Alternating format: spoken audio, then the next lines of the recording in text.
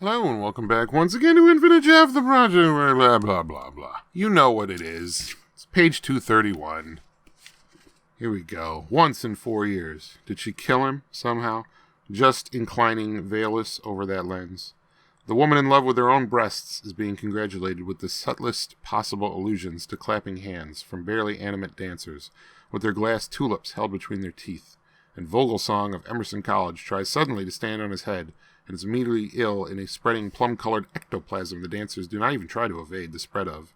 And Joelle applauds the ecstatic woman as well, because they are, Joelle admits freely, the Paps, they are attractive, which in the Union is designated compelling within compatible relative limits. Joelle has no problem seeing beauty approved within compatible relative limits. It does repeat itself. Say the next line. She feels not empathy or maternal nurture any longer, just a desire to swallow every last drop of saliva she will ever manufacture and exit this vessel, have 15 more minutes of too much fun, eliminate her own map with the afflatus of the blind god of all doorless cages. Afflatus?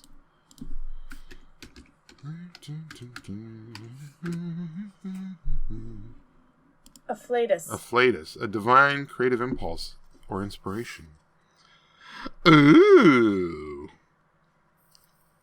With the afflatus of the blind god of all doorless cages.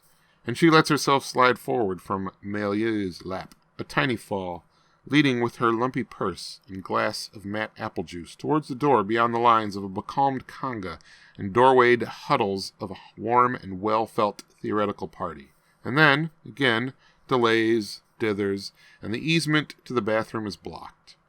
She is the only veiled woman here, and an academic generation ahead of most of these candidates, and rather feared, even though not many know she is an aural personality,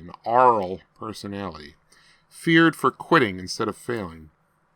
And because of the connection of the memory of Jim, she is given a certain wide social berth, allowed to delay and orbit, and stand unengaged at the fringes of shifting groups, obliquely glanced at, veil going concave at each in-breath, waiting with a hip-shot nonchalance for the bathroom off the bedroom to clear.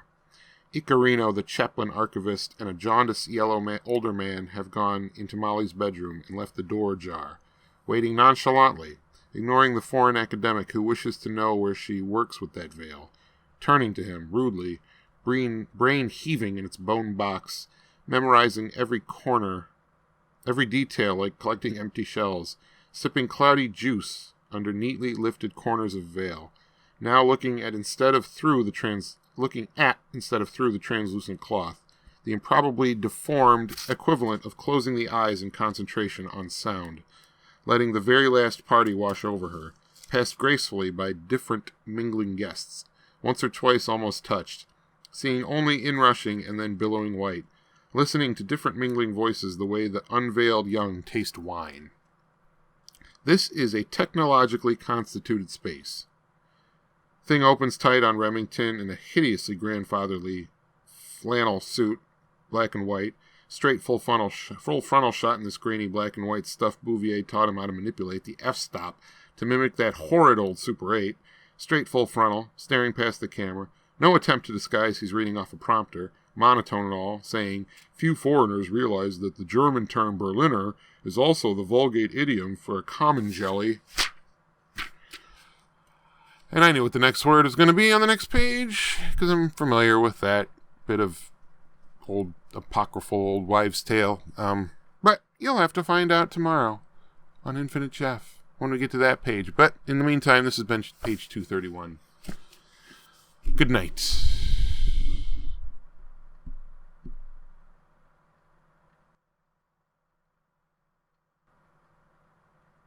F-stop.